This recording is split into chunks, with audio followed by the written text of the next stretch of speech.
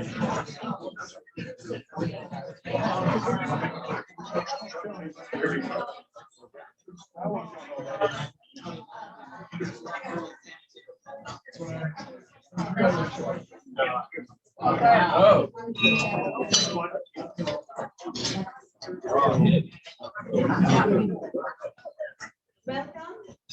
to the Rotary Club of Foster City, the club that. And the secret sauce that we have is the teamwork and friendship of our members that makes every event successful and fun. So now I would like to invite Troop 47 and 4047, Andrew, if you can step forward, he will lead us in the flag ceremony and the Pledge of Allegiance.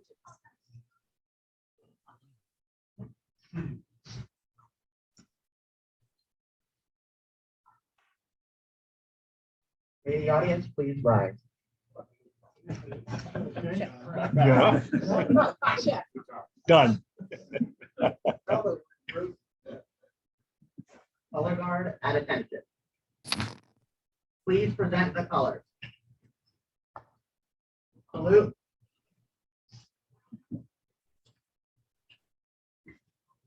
Those not in uniform, please place your right hand over your heart.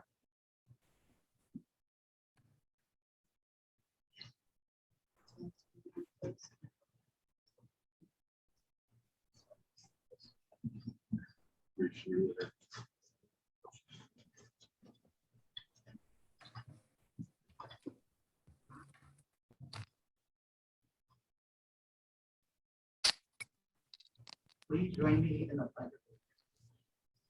Pledge allegiance to the flag of the United States of America, and to the republic for which it stands, one nation under God, indivisible, with liberty and justice for all.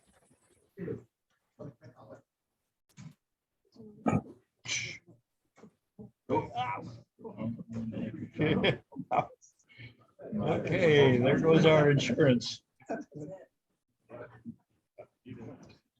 Looks presented to me.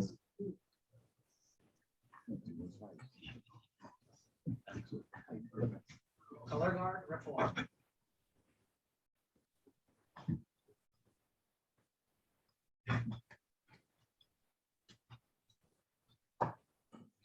Color guard dismissed.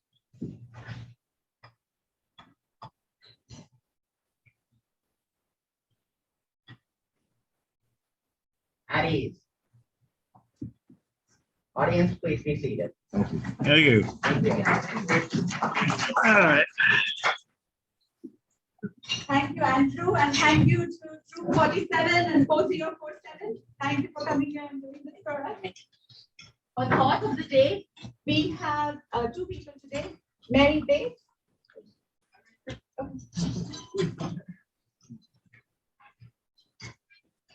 Thank you, President Strauss. It's really a pleasure to be here. And we asked to give our first part of the day for our new year.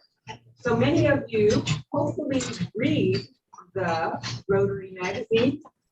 And with that, I challenge you today to read it so that you'll learn more about our Rotary International President, Jennifer Jones.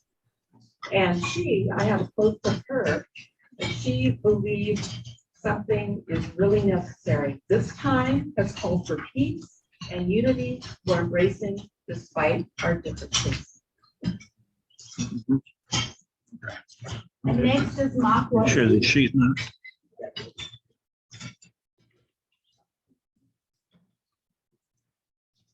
So before I give my thoughts, I want to do something thoughtful. Because I got this book, I first document as I would say. Now, Rotary has done insightful thoughts, and when you need some inspiration, I put together a conglomeration of thoughts by Mahatma Gandhi. First one, carefully watch your thoughts, for they become your words. Manage and watch your words, for they will become your actions. Consider and judge your actions, for they will become your habits. Acknowledge and watch your habits, for they shall become your values. Understand and embrace your values, for they will become your destiny. Our battle against polio and many of our other efforts remind me of this quote. A small group of determined and like-minded people can change the course of history. as Rotary has changed the history and are almost eradicating polio. One other thought, people often become what they believe themselves to be. You keep on saying to yourself that you cannot do a certain thing. And it's possible that you end up really becoming incapable of doing it. On the contrary, if you have the belief that you can do it, you shall surely acquire the capacity to do it, even though you may not have it from the start. So Shiraz, you already have a great capacity, and I'm sure with self-confidence and all your abilities, you will lead us very far this year and bring us on board that. The last, one of my favorite quotes, speak only if it approves upon silence. So with that, I think I'll be quiet. Yeah.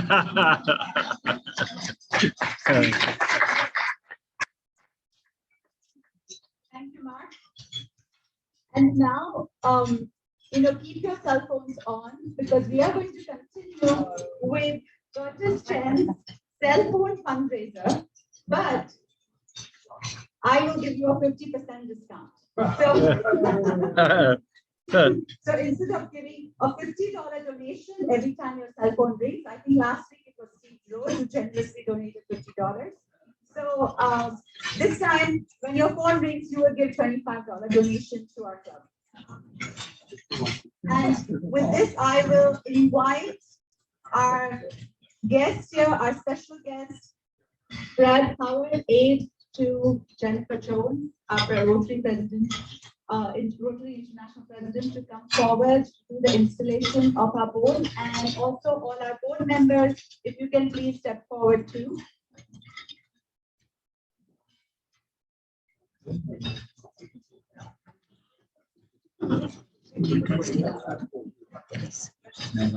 Oh, come on. Yeah.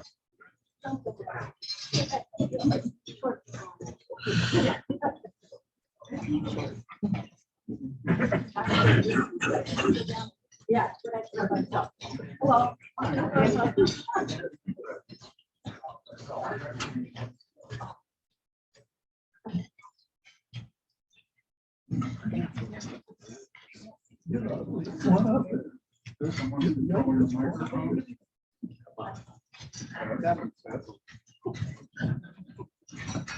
Good afternoon. Anyway, nice to be back at the Rotary Club of Foster City. I'll just take that. Okay, I'm gonna move over here.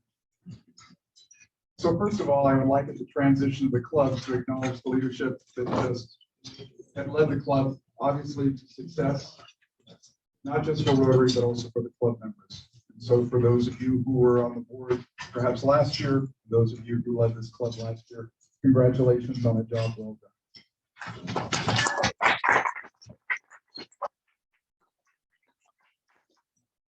What as we do in Rotary, we pass along leadership because we develop leaders for future use in their clubs, for future use in their lives, for future use in their businesses. And so now we have the next. What a board of directors here. I hope everybody can make a decision easily, right? All right. To you, who have now stepped up to offer the chance to develop your leadership skills and to help set the direction for the club. You walk into some very large shoes. This is a club that's well known for what it can accomplish, not just in Rotary, but for what it does to its members. So to that, congratulations and a sincere thank you. So now it's your turn to imagine. And now I have to build off the words of Jennifer Jones. We don't imagine yesterday, we imagine tomorrow. And that is your task, is to imagine what this club can be. In the comments that I will make to the club later, I will speak more specifically to you as to what I mean by that. But I think what is important to know is that this club has given you, Madam President, the gift of followership. And so now it's your turn to lead. But as most people who lead know, you might want to look in the rearview mirror just occasionally to make sure they're still following. Yeah. So with this, there is no high-level protocol of bringing people in on a board of directors other than to swear you will do everything you possibly can to have the best year possible for yourself, for your members, and for work. This is where you would say, I do. I do. That's about it. That came right out of the manual of procedure. But I want you to note the order in which I asked you to provide obligation to yourself, to your club, and to your Rotary. In my opinion, the most important thing we do in this organization is develop our members and to give them that gift. And so for the fact you said, yes, please, thank you for that. Madam President, it's a little bit different for you in that I look at ascending in Rotary leadership like walking into quicksand. You will live as long as you don't move. Yeah. And I think you've moved a little. So lean on your board to help you in that endeavor. A, to keep you alive, but to keep you balanced. And in doing that, use the talents of people who have said yes. To craft a vision for the club that imagines what Rotary in this part of the Rotary world can be. And knowing your club, that also means what it will be overseas. So to all of you, thank you so much. You are now officially ordained as board members. And Madam President, if you need a rope to get out of the quicksand, just call. Thank you. Thank you.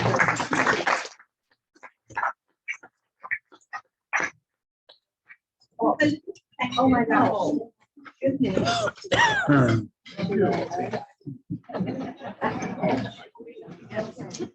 The rest of you are wishing you were on board right about now.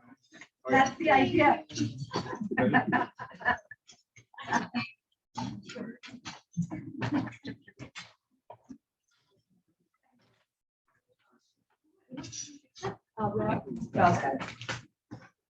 Oh, I got some, but you need to get all together. There's a lot of it. Lots of cheese. And chocolate. Got it. Thank you. Thank you. And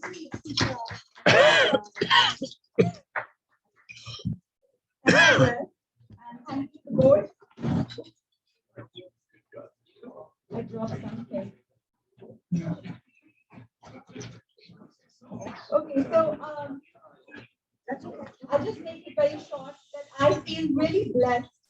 I feel really blessed by the support from all of you, our members, and at the district level, from our Governor Gary Chow, our assistants, District Governor Mark Watson, very own Tony is here, Brad is here. So for all your support, thank you so much.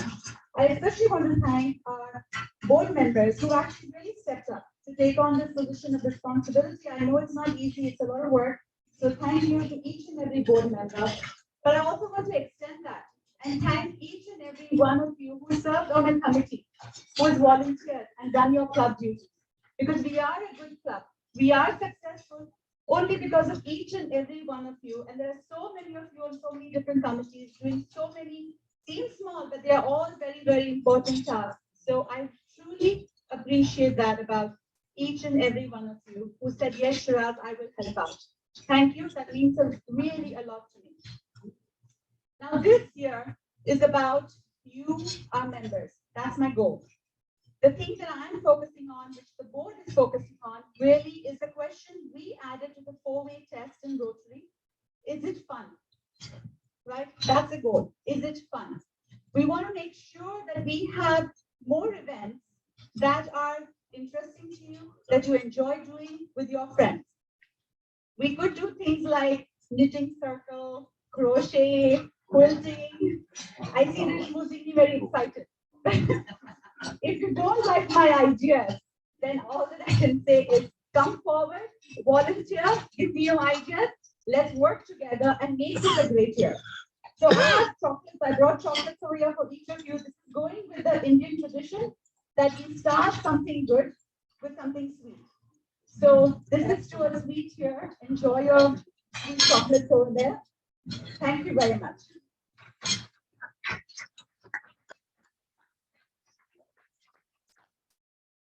And the next part we go on to his birthday, celebrating, starting with Mary Lou, July 4th. Happy birthday. Rich Biederman, July 9th. Allison, 3rd July. And Tracy Avelar, July 5th. For wedding anniversaries, we have Steve and Diane Okamoto. Steve is somewhere here. Tiedemann and Joan, 48 years, and Steve is 46 years married. So congratulations. Rotary anniversary, we have Jim Hardy at 28 years. Congratulations, Jim is here. Greg Cool, 43 years. Ollie, 43. Congrats, Ollie. Phil, 41 years. And our past president, Curtis Chen, 19 years. Wonderful. So, good news. Does anybody have good news? Patricia? Jack, here's the mic. It makes me feel very old, but I am about to be a great grandmother again. Yeah.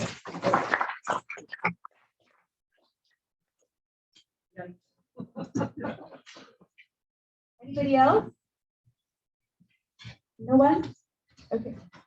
Then we'll invite Cindy over. She has an announcement.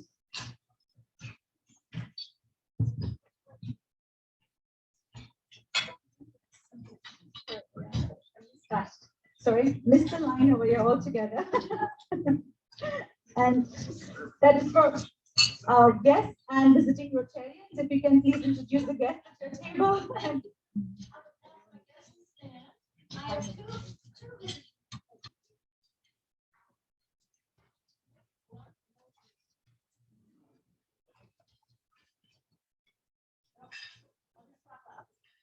Two visiting Rotarian guests today. Introduce Amy Boss first. Amy Boss from the Rotary Club of Menlo Park. And I got Rotary when I was age to doors to Uganda. And that's Nassau, Nassau is a member of the Rotary Club of Kampala, Nassau. And this club partnered with the Rotary Club that came to all the doors, water, solar water purification system, and we also did iPhone. So that's our Rotary has a flag for us. Will you show it? Yes.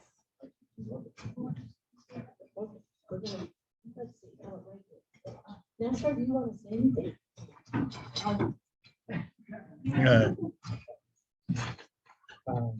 Thank you, Cindy, President, fellow colleagues. Privileged to be here. I'm Mukasa Abdunasa. I'm from Rotary Club of Kampala and Zambia. I'm in charge of international relationship, and that's why I'm here. I work with the Institute of Advanced Leadership. I'm into leadership and transformation. Down there, I've seen the scouts. I'm also a scout member. I'm a commissioner in my area.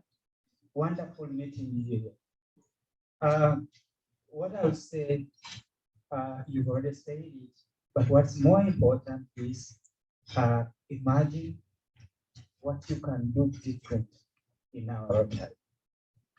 Imagine there's a book called Stephen Covey, The 7 Habits of Highly Effective People, wrote by Stephen Covey. He said, supposing you are on your deathbed somewhere, what would you want other people to talk about you, the friends, the Rotary member, the relatives? I think that's what we meant by imagine what difference can you leave on earth? What difference can you leave in your Rotary Club? Thank you so much. That's my word. It's a pleasure meeting you. And let's all work together to enrich others who need your help. Thank you so much.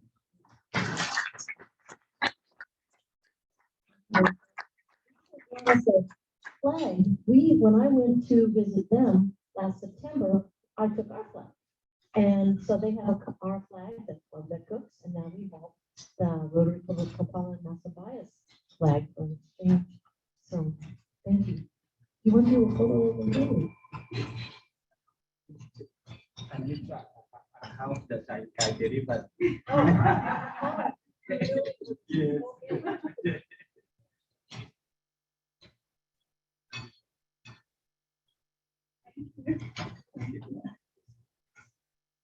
Shiraz.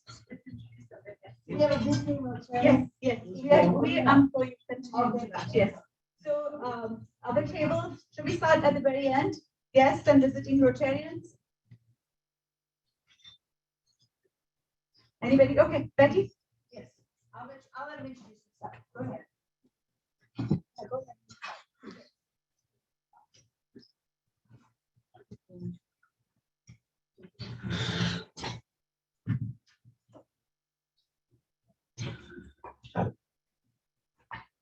I come from the land of Mahatma Gandhi, the great son of India, who has given the message of non-violence to the entire mankind throughout the world, like Martin Luther King from US.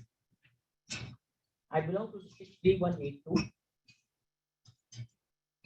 My name is Gautam S. Mehta. I joined Rotary in 1972 at Kadoor. Held different positions in the district, right up to the lieutenant governor, that we are the schemes and rules for the first time for the elected but has been later on changed and serve Rotary many capacities. And to this club, which is called the Best Road Club Rotary consistently I'm standing here. I have been visiting this club during all my visits to university. It's my third visit here. One time, when Cindy was president, I attended almost 3 or 4 meetings of this club also. I enjoyed the participation and the fellowship and the cordiality what I observed in this president has given, RI president has given us all imaginable. Friends, it is the imagination of Rotary which has kicked out from planet Earth. The most deadly. It is again the imagination of Rotary which has removed the persons who needed sites to be restored from fuel. As a chairman of the road in my district, of Rotary Book Bank Committee, we have distributed 10,000 sets of books to different students who could not afford to buy books for this education. And that has helped many to call to bring up literacy concept. As a chairman of the district I-Bank committee, I-Care committee, different I-camps are conducted by different clubs in my district. Getting, in fact, connections from the South African clubs also for some of their funds to be utilized for the purpose. Under the 4-way test also, I enjoyed my working, distributing many 4-way plaques and all these things to students, popularizing the 4-way test of the Rotary. And above everything, I still remember my first contact, probably, I don't know whether he's here or not, John B. Grant. He's here. John is here. Such a smart Rotarian. I met him for the first time in 2002 when I was just here with a granddaughter. My son is working in Foreign. And during that period only, my another son, he completed his CPA course, what you call in USA. USA is CPA and we call it as Chartered Accountants. Obtaining a first rank in my state. And that matter was also published in your magazines. That was the amount of cordiality, and that is the fellowship what we enjoy with Rotary. That though we know none, but still the goodwill has been always persistent in this Rotary clubs also. I thank you very much for giving this opportunity. I again will take some pleasure in visiting this club again, if time permits, during the coming months. I am here till September 30th. Thank you. Thank you. Thank you. It's nice. We have visiting Rotarians here. And Jeff has a guest also. This is working now. I have a special guest today. His name is Harish. Kumar, something like that. He accepted the challenge to make the road signs for the Rotary. He's been working on this 6 or 7 months. He's the one that took the script we wrote and designed the signs. He did all the work. He got them printed on metal plates, designed also the box around it, the supports, and everything else. So if you've been out to see him, they're very wonderful, and he's going to get his credit for his Eagle Scout So I'd like to just say a very short description of what he did. Hello, my name is Terry Salvatore. I want to be a senior here at this school. First off, I'd like to thank Mr. Brown and the rest of the club for allowing me to do this project.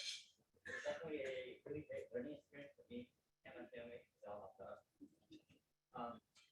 Yeah, it was a really fun project. Basically, just designed a couple of signs to put around the Rotary Rose Garden, the recreation center.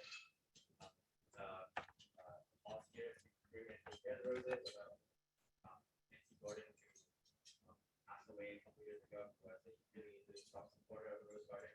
And this is about general information about the roses there. It did take quite a while. It was a little challenging for me as I had no experience working with working with Melvin, but with the help of Mr. Brown and Mr. Williams, I'm not sure if they're community, but with the help of those two, I was able to do much science really smoothly. And now, basically, whenever people go to the Ryan, they can look at science, learn about each people, and who's behind the garden.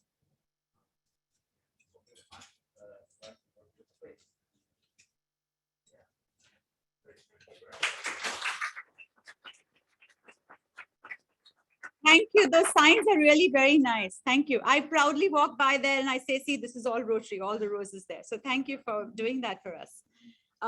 We have one more over here, Tony.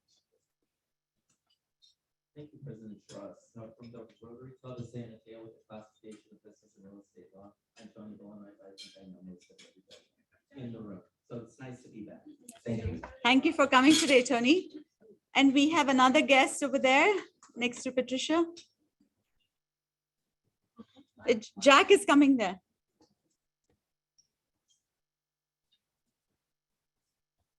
I would like to introduce Rich Pelsang. This is his second week as guest with us. He worked the pancake breakfast and enjoyed it, and he's here today. So people have been very receptive, and that's great because he's been in the area.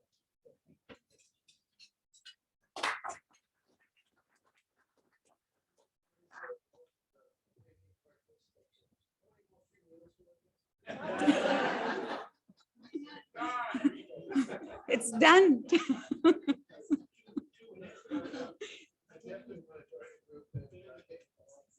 Dan?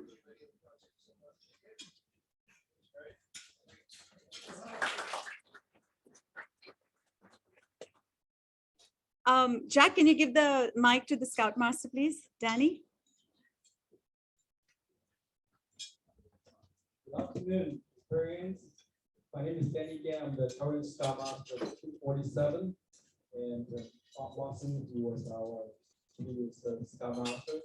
And Shiraz, we have 2 sons from our troop as well. So thank you very much. 3 sons. Yes. So thank you very much for the continued support of 247. And now we have a new road troop called Troop 47. So, and then we are very glad to be here, and any service project like we just finished. And it's actually really good for me because one of the requirements to be Eagle Scout is to do an Eagle project. So this is perfect for the Scouts. So pick out each other and we can college any pancake events and all things to that help. Thank you, Danny. Thanks. Do we have any other guests? So, Mary Bates, would you like to come forward? Yeah, I think we should do this actually. I was wondering if anyone would notice, Shiraz, change the guard officially.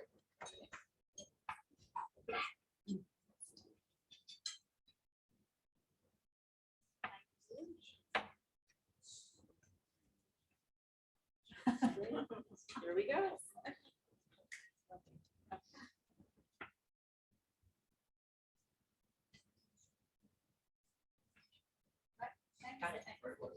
This is for Jennifer. Uh-oh. There you go.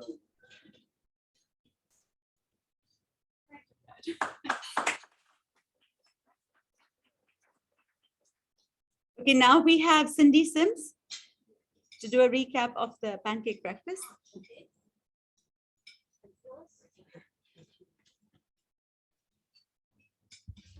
Well, like you've heard all morning, thank you everybody for everything that you did to make this pancake breakfast so successful.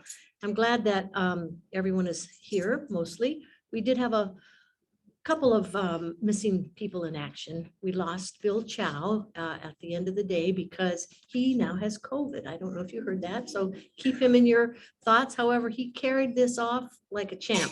So first I want to recognize the cooking crew for all the work that they did. So if Bill, who's not here, but Ollie, Padam, Greg Cool, who is home taking good care of Gigi, who also has COVID. I know, so we're just dropping like flies. Paul Williams, who also helped with the balloon setup, Rick Wyckoff, Jeff Rosen, Larry Kavanoki, Larry Lowenthal, Roger Taguchi, Jamie Cavanero, Craig Corton, and Bob Mike, all were the cooking crew. So let's give them a big round because that was huge. It went really well. They did a great job. Lots of compliments. Phyllis is going to tell us who the other volunteers were. I just want to say thank you to all of you. When I had to call you at the last minute and say, oh, we need somebody here, could you switch here? Everybody, I was just so impressed on how kind everybody was and said, oh, I'll just step in. And how many people did just stayed and worked. So we were we had a lot of people and I want to say thank you to all of them. Jamie Cavanara, Steve Henry, Betty, and you'll notice some of the repeats of names as we go through this. Betty Toganachi, Debbie, I'm sorry if I slaughter your name. Debbie Williams, Lenny Dahl, Roger Taguchi,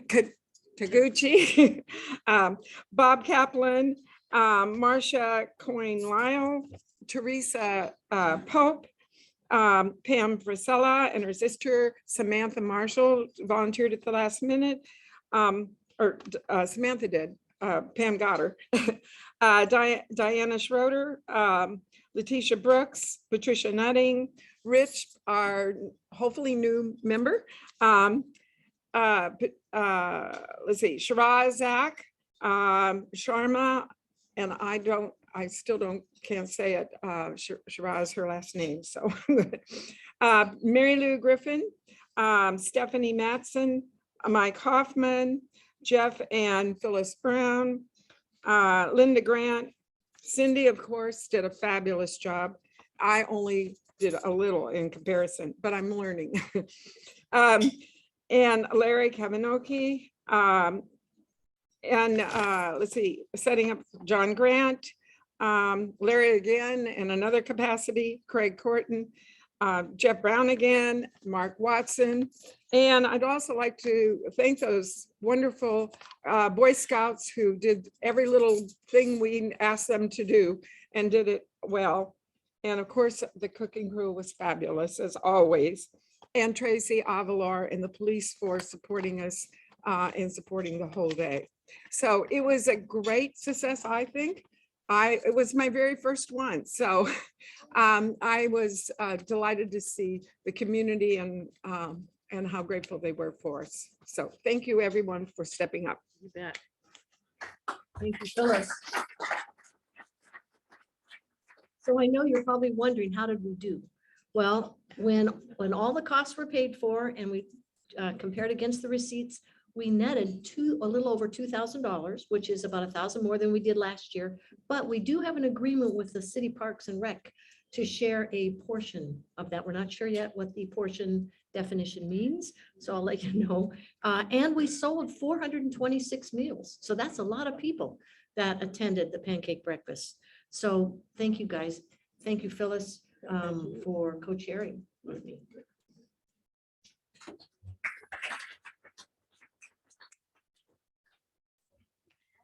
Thank you to everyone again who volunteered and the Boy Scouts were there. I was actually surprised to see some boys that I had not seen for years at the pancake breakfast, and they live in San Francisco now. Let me just And I'm told that we had, yes, I remember along with the Boy Scouts, Troop 47, there were Troop 4047, the girls. And I remember the enthusiasm. I don't remember the girl's name, but when we were putting the sign down, oh my God, she was right into it, threw her whole body in literally to roll up the sign. So thank you to Troop 47 and 4047. So going back to it, what I was really impressed by is these boys who grew up in Foster City, but they no longer live here. They all came back. They said, no, this is our tradition, that we have done this since our childhood, and we love these pancakes. So they literally, all of them brought their friends. This is our 4th of July tradition. So I really like it that we have continued, thanks to all of you, that you've continued for so long, that it's become a family tradition for so many people, and kids are coming back just for that. So thank you for a great job once again. And with that, I will invite, please, John Grant, if you will please come up and introduce our speaker for today. Thank you.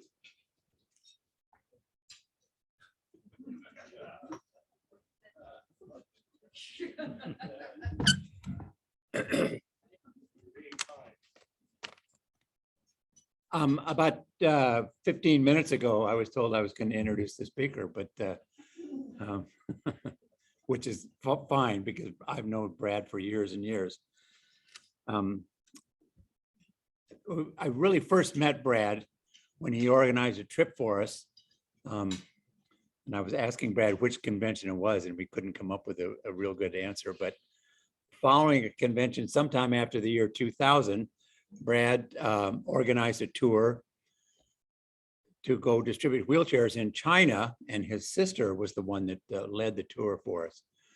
But Brad has organized many tours for us and helped us do that.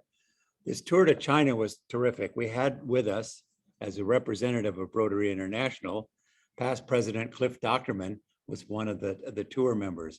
And as we were traveling around, they feted us with all these wonderful dinners, 15, 16, 18 course dinners. And on the menu, you could identify like one thing on there. They had a crab one time. I knew it was a crab because I saw these arms sticking out. Everything else was some kind of gelatinous mass sitting on the plate. And Cliff, with a big smile on his face, went through and always ate these dinners and stuff.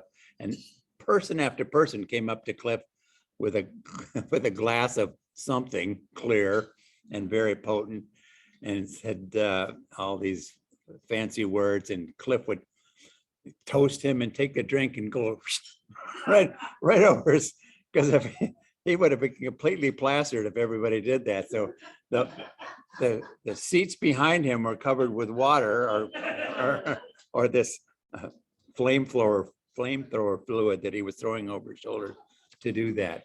So Brad, thank you for organizing that trip for us. That was wonderful. Brad also organized for us the trip we took to South Africa, where we again distributed hundreds of wheelchairs and helped out some schools, and another trip to China during Bill Chow's year when we went there. So who was Brad Howard? Brad Howard, we are very, very fortunate to have this year as Jennifer Jones' personal aide, accompanying her for an entire year around the world, organizing her, keeping her and keeping her in line, and probably taking care of reservations and stuff. Just some of the statistics. Brad's a charter member of the Rotary Club of Oakland Uptown and past district governor, of course, of District 5170. He was a Rotary International Director from 2015 to 2017 and served 10 years as a coordinator for End Polio Now. He's led 25 other groups of Rotarians, more than 1,000 people, to participate in Polio International Immunization Days in West Africa and India. Again, Brad is a recipient of the Rotary Foundation's Distinguished Service Award, the Service Above Self Award, and the International Service Award for a Polio-Free World. We're very, very proud and happy today that I asked Shiraz, I said, how did you get Brad Howard to come? Brad, the personal assistant to the president of Rotary International. She said, I asked him. So Brad, thank you very much for coming. We're so proud to have you here. Brad Howard.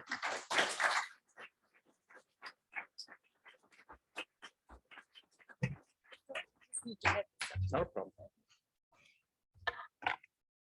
Good afternoon again. Okay, it must be post-meal sleep. We're going to try that just one more time. Good afternoon. There you go. You're good. At least you'll start out awake. First, I just wanted to, President Shiraz, to acknowledge you. PDG, John and Linda, longtime friends, as already stated. Past District Governor Mary, good to see you here. AG Tony, nice to meet you the first time. And Mukasa, your articulation of what you can imagine will make its way all the way to the ears of President Jennifer, just so you know. Well stated, well done, and thank you very much for making the trip here and being a part of this club. Thank you very much. And I couldn't go any further if I didn't acknowledge the All-EQ team for not just now, but for so many good meals. You folks helped raise money for my club many times. And actually really enjoyed the friendship that we've had over time. So thank you for all that you bring to this club. Yeah, thank you. It's nice to be back to this club. And I say that honestly, because I've had a chance to speak to this club. Obviously, I've traveled with many of your members in the past. But perhaps more significantly, from my perspective, I've always viewed myself pretty much as a student of Rotary. My father was a district governor, so I sort of grew up in this world in many ways. And even though I've had a chance to sit at a board table and help set the direction for our organization and still to this day, in some way or another, have an effect, I still believe that I'm very much a student of the organization and trying to learn, because I'm not sure anyone's right. It's just who is largely not wrong that I think wins. And I have to say, and I'm not trying to be solicitous when I say this, a fair amount of that knowledge and that understanding has come through this club by my observations. Strong clubs make a statement, not a loud one, but a definitive one, primarily through the way, and this is how I tend to look at Rotary, through the way that club members engage and what Rotary means to them, rather than what they mean to Rotary. This, I think right now, where we are in Rotary, is a really interesting time, but perhaps a remarkably challenging time. And not just because of COVID. And oh, hi to those of you at home, by the way. Good to see you. All the black boxes, you're looking great. Better than some of the people here, but I'm not going to articulate who. Rule number one in public speaking, make friends quickly and get off the stage. But I think it's a challenging time because of what we've been through, what technology may mean, but perhaps more importantly, it is one of the few times that I've seen in Rotary, and I've been in Rotary now a number of years, where it gives us the opportunity for a significant reset, for a significant opportunity to take a look at why is it that we do what we do, and how do we do this better, perhaps, and do we need to do it better for our own clubs? If you think about it, what's particularly challenging for us right now in Rotary is our environment. And that is the social and societal environment in which we are trying to be in existence. The whole purpose behind Rotary clubs at the beginning were to gather people together to create relationships so that they could make their lives better, so that they could have a better community for their family, for their business, and for themselves. And we sort of fell into this process of helping other people. It really was not a conscious effort in our beginnings. In fact, if you read about our organization back at the beginning and a lot of our founding documents, it was not about what we were going to do in the community. If you have the chance to read the Objects of Rotary, that's our founding document, that is what defines why we exist. All four elements, all four Objects of Rotary talk about what Rotary does to the person so that they may serve. It goes through us. And so how we affect our community here becomes really important. And meals used to be essential, right? We know it because the first meeting was at an Italian restaurant, right? And that old thought that if you break bread, you get to know people and therefore you can do things with them. But many times meals now are a hindrance to us to be able to do what we do. The generation that will lead our communities, that are in fact many times now leading our communities, they don't have time to be able to come in and take lunch for 2 hours in the middle of a workday. Most of their meals are in front of a computer trying to get something done. We know this because when I used to speak at Rotary clubs, if somebody was looking in their lap, I knew they were asleep. Now I know they're texting. Okay? And I will call you out when I look and see you. We are in a completely different environment of creating community than we used to be. And in some instances, our meetings are not ideal for creating community. Your club perhaps is a little bit like mine used to be, and I say that consciously because we made a break. Our meetings would be, you'd just make it in time for the bell would ring, the president would acknowledge the group, you'd stand up, pledge allegiance, someone would say a thought for the day, you would then have the comments by the president, there'd be reports from some of the committees, thanks for what everybody else did. Someone would get up and find other people, they'd introduce the speaker would speak, question and answers, the bell would ring, and people would leave. There wasn't a lot of opportunity for coming together. And so we're in this environment where if we don't make some adjustments to today's world, we're going to continue to be challenged. Now, not all clubs will go through that. Some of them have exactly what their members want. And I'm not here to advocate anything is the right way, other than to say, the way we are operating our clubs right now is more challenging because of the environment around us, the social and societal environment.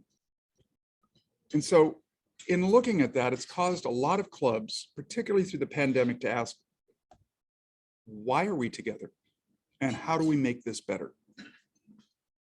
And what I've come to recognize out of those clubs that have really been challenged and have found a path forward, they've come to a simple recognition. And I offer this to all the members of the board that I just congratulated on stepping forward into the president of your club.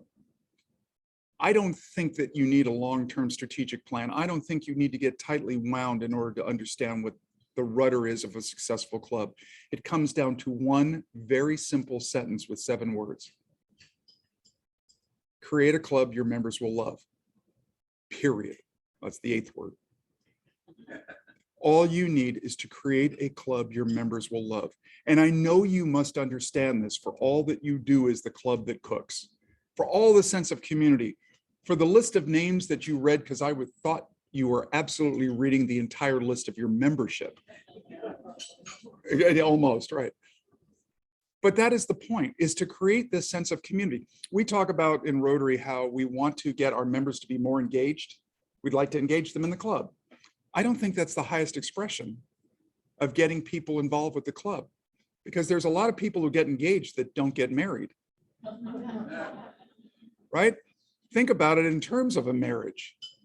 For better or for worse, in sickness and in health, till death do you part. It becomes an emotional relationship, not an intellectual one. It becomes one where you feel bonded through thick and thin, because you know what you receive from it and you know what you can give to it. Much like a relationship in marriage. And so I think that what we really should be striving for in our organization is to understand those connectors and why this should make sense.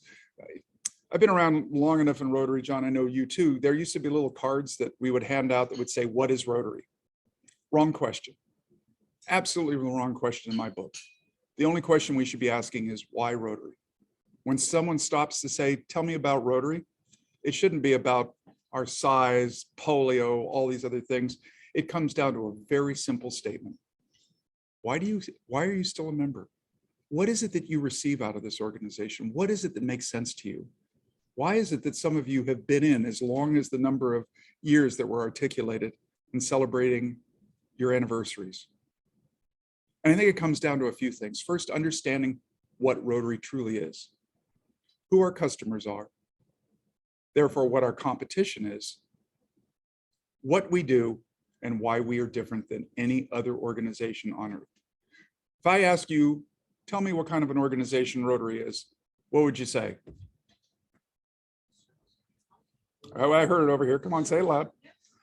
I absolutely disagree. And I say that with due respect, particularly because it came from Linda Grant.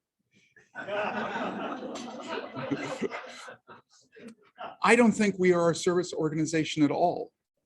We're not a service organization with members. We are a membership organization that does service in a remarkably different way. And when you start to look at it through that filter, you start to realize what our priorities have to be. This became very clear as I was trying to sort, and that question I asked has been asked at the boardroom, has been asked at all levels of Rotary of which I've been involved. And one of the quotes that I read that really crystallized it for me came from Richard Branson, who you may have heard, the gentleman who runs the Virgin Group of Companies. And his quotation was, clients don't come first, employees come first. Because if you take care of your employees, they will take care of your clients. If we take care of our Rotarians, they'll take care of our communities. And that's why I firmly believe that our strategic emphasis, the way that we're organized from top to bottom, from the board through the secretariat, through our district governors, the assistant governors, club presidents, is what we do for our members. And if we do them well, if we create that emotional bond, they'll take care of our communities. So if I asked you who our customers are, I would trust that you would know from my perspective, it's you. It's the people that have to vote with their pocketbooks, not just once a year, and now would be a good time to submit your money for the invoice that you received on membership, right? Just putting in a quick plug. But you vote every week whether or not you're going to show up at this meeting and whether or not you're going to say, yes, I'll participate in anything that we are doing, right? It's us. So if we are our customers, what's our competition? It's not Lions, it's not Kiwanis, it's not a service organization. If you've ever asked someone to come to Rotary to check us out, to potentially be a part of us, you know what it is. Well, I'm really busy at work. I really can't squeeze it in. No. Right now, our kids are both in soccer and every weekend I'm going somewhere else. It's just my church. I've been doing stuff with my church for a long time. You know, all my friends are doing stuff. I need some sleep. All of those things. Our competition is life. And forgive me for saying it, but life has been kicking our astronomical zone very well recently. We've been in a membership decline for a number of years in the United States because I think we have focused on service to such a degree that we have lost our soul of why we exist, of why we pull people together. Here's what I think, and I've observed all across the world. I've had a chance to do quite a bit of work in Africa and South America, in Asia through Rotary. And what I've observed is Rotary's exceptional element are our people. The type of people we are. I know you've heard the expression we're people of action, but we are far beyond that in my mind. We are people of action. We are people of purpose. We are people of influence. I've had the opportunity of sitting on a stage next to the president of the country who was there addressing the crowd. And in his speech to this group, and I'm thinking, why is the president of a country taking the time to address a district conference? And his entire comments were, you are able to do things that no one else can do in our country because of who you are. We bring together the exceptional people in our community, and I know that is a reflection of this club, to be able to do things that no one else even attempts to do. To be able to do things like, oh, I don't know, let's get rid of a disease in our spare time without giving up our day jobs. To us, that is the secret. And some of it is that we allow our members to sit next to people that helps them to be better connected to their community. Yes, some of it gives a little bit of bragging rights when you're at the cocktail party and say, yesterday when I sat next to the mayor, we were talking about ... But part of that is to be able to sit next to the mayor to figure out how to be a better participant in the community, to understand the community, to work with him to say, or her to say, what are the needs? I think we can help in that regard. And so we bring together these people and be able to do things that we could never do on our own. When Rotary was first born, the oldest member was 39 years old. Those first 4 founding fathers, 39 years old. If you go back to Evanston, go up to the top floor at One Rotary Center is the boardroom. And just outside the boardroom is this kiosk where you can see every single picture of our board of directors since our inception. Look at the pictures in the first 24, maybe 30 years. All the faces were 30 and 40-year-olds. These were people putting together their lives. And this was the organization they crafted with the objects of Rotary, with the notion of helping other people. But that was part of the mix as to how they came to express themselves. And so when you take a look at that, I'll give you a different example. My daughter went to UCLA, and we went down there to do a Father's Day, family day, where we come down and they park all the adults in the big, conference hall with a speaker, one of the professors. This gentleman was a neurobiologist, a guy by the name of Matthew Lieberman.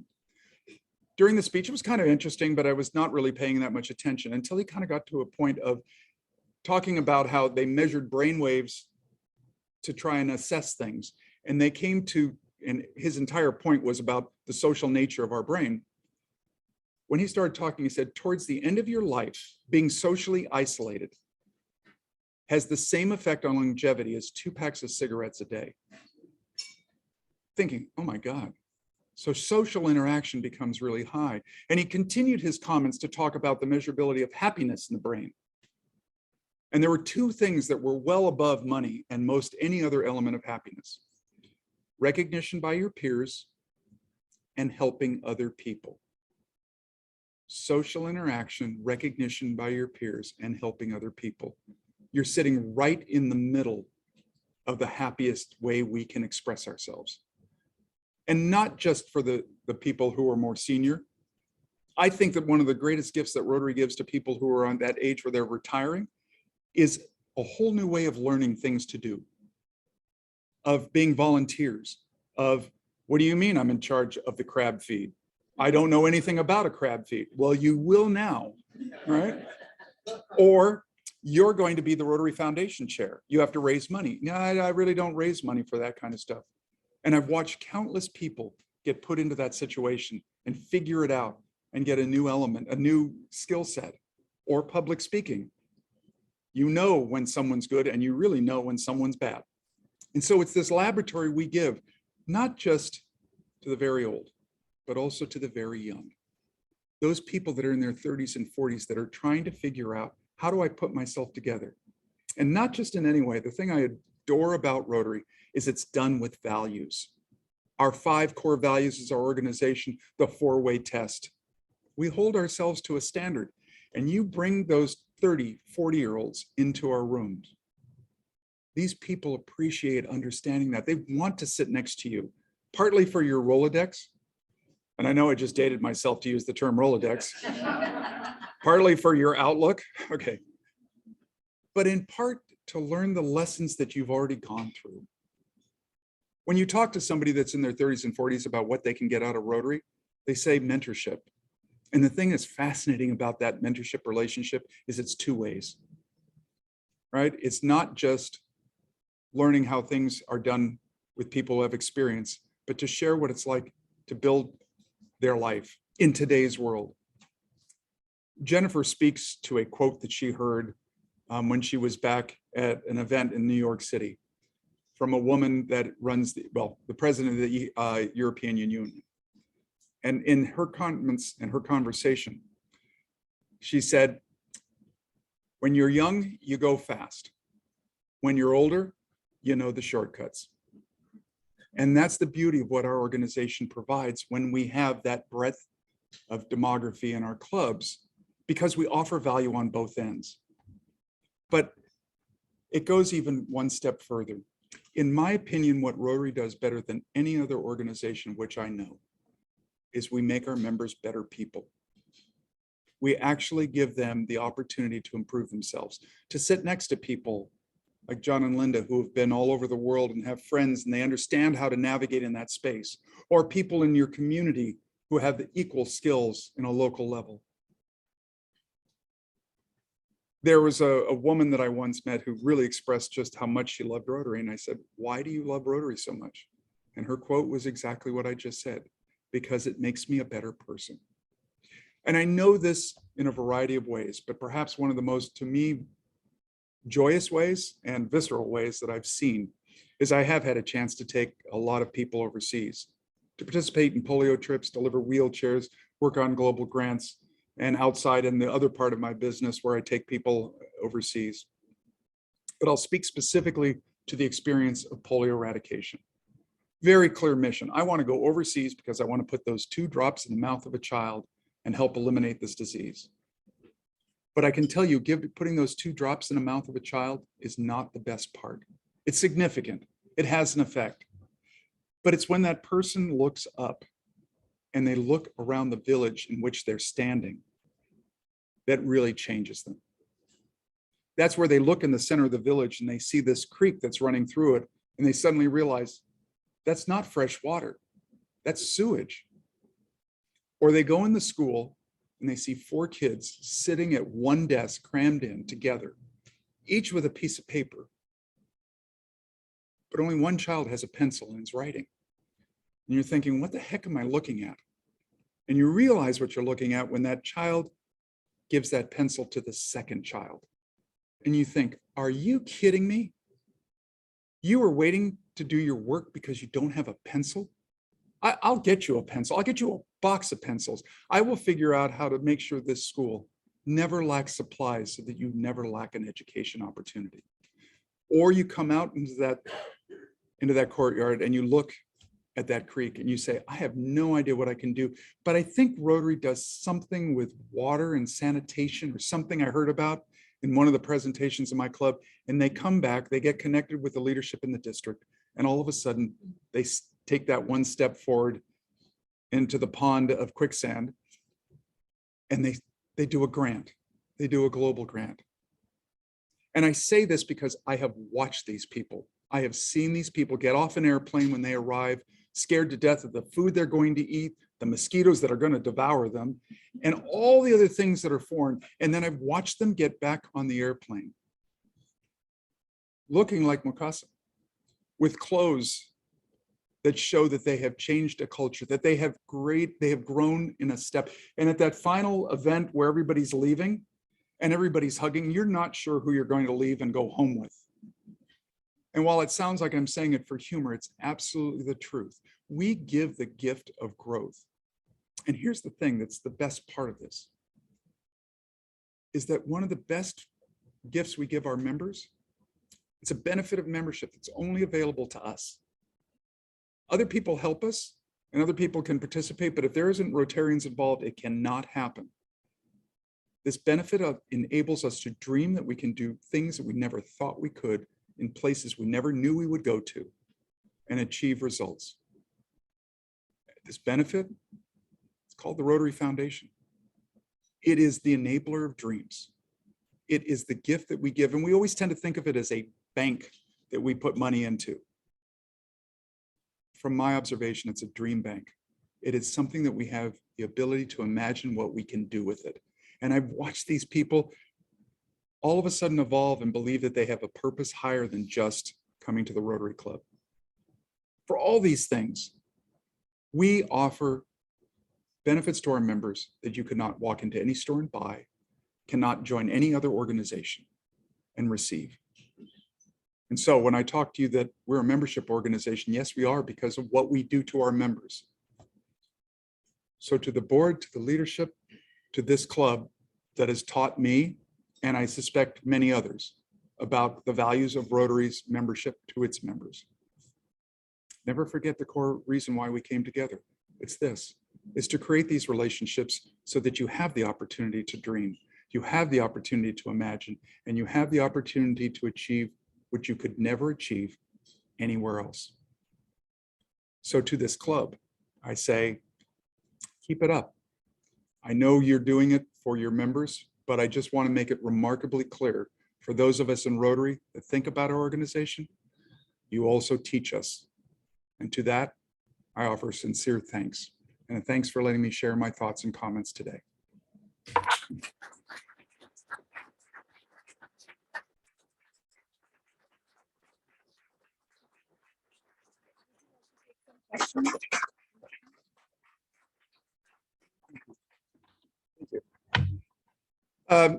I've been asked if I could take some questions, and so yes, I'd be happy to take some questions. Anybody want to fire up the first one? Yes, please. The challenge getting a membership for younger people is that Rotary almost requires time or money. which are both antithesis to younger people. They don't have the time or the money most. So how do we bridge that gap? I'll challenge that notion because of the Rotaract Club of Birmingham, Alabama. Rotaract Club of Birmingham, Alabama has well over 350 members. Their dues are $325 a year, the last I heard. To get into that club, you have to be nominated by one Rotarian, 2 Rotaractors, and you must write an essay. And they will only accept 70% of the applicants, not 70.001, 70%. Oh, and if you don't get into the club, they'll consult with you as to how you might be able to get in next year and what you need to do. It's like getting into a university. Our problem is not our cost, it's our value. And I say this with deep sincerity. The Rotaractors in Africa line up because they know that this distinguishes them. They see the value of it. I could go down a whole list of examples of young people willing to spend money for what they can perceive as value to them. Time is an issue, but that's where I think our organization has evolved. And I know I've had conversations with a number of long-term Rotarians that said, when we gave up required attendance, we lost our soul. No, I think what we did is we challenged ourselves to become flexible to the needs of those people we want to attract. And then it's incumbent on us to keep them, to offer them values. I think one of the challenges is that we talk, and I'll get back on the other horse, we talk about service first. My father used to be a really good person to bring people into Rotary. And I got stuck next to him telling the same story so many times to people, you know, and I say that as a loving child, but he would go on and he would tell the prospective individual, here's what Rotary does for you. And he'd get into specifics. And then at the very end, he would say, but Rotary is only by invitation. It's only for the leaders in our community. But you kind of strike me that you might be one of those. Would you like me to submit your name? And I'd watch every single one of them do this. Yes, I think I would. Yeah. So to your point, I think we have to recast that thought as to what we offer and its value. Certainly there's a limit to which younger people can engage. I'll use an expression, however, that I will always quote Ravi Ravindran when he was president in Africa, when we were talking about raising dues. And we were in Diani in Kenya. And this whole notion, you're raising the dues beyond what we could afford. And Ravi shot back, perhaps inappropriately, but nonetheless, honestly, if you can't afford Rotary, you're the people we need to help. I don't say that arrogantly. I say that behind the notion of, I do believe Rotary needs to be more selective in our membership.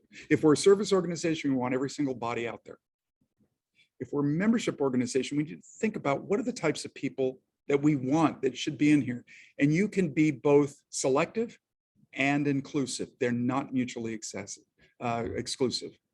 So I hope I've answered your question. And the reason I feel strongly that it's value, not money, is I've seen this time and again of people willing to pay for that which they can quickly recognize they'll receive a benefit.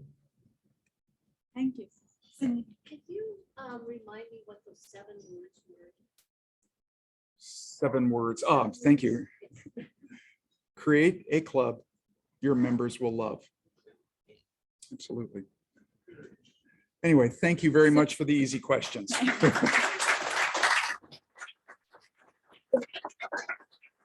Thank you. That was exceptionally informative. I mean, I've heard you speak once, and that is why when I was told that you have to have a very good speaker on your first installation, and right away I said, you know what, Brad Howard it is. You know, that was because I've heard you speak before. I absolutely love it. I love everything that you told us today. Thank you so much.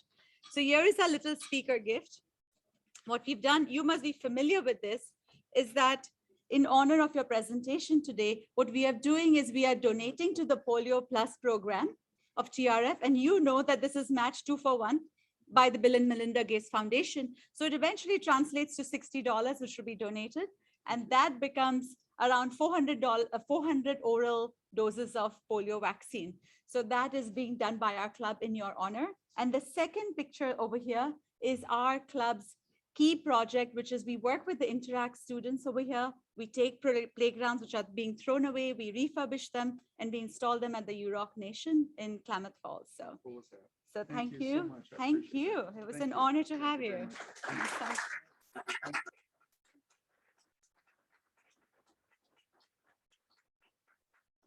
And if you will all bear with me for just one more moment, is that in my rush to finish everything on time, I have one more announcement to make, is that next Friday, the 15th, is our club picnic. Debbie Williams is going to send an email out to everyone. So it will be same place at the hilltop. So please mark your calendars to be there for the club picnic. And you have, you know, I couldn't do this without being up here once. You have to have this in order to, this is her president pin. So we wanted to be sure you had that before you adjourn your first meeting. Thank you very much. Great job. Great job.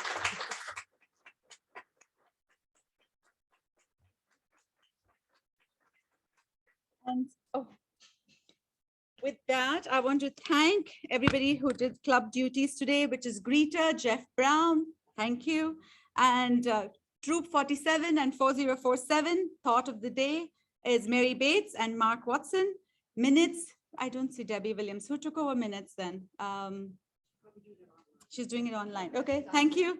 Thank you, Debbie. And for the tech table, this is very important and I appreciate everybody. Please, I hope more of you sign up for this.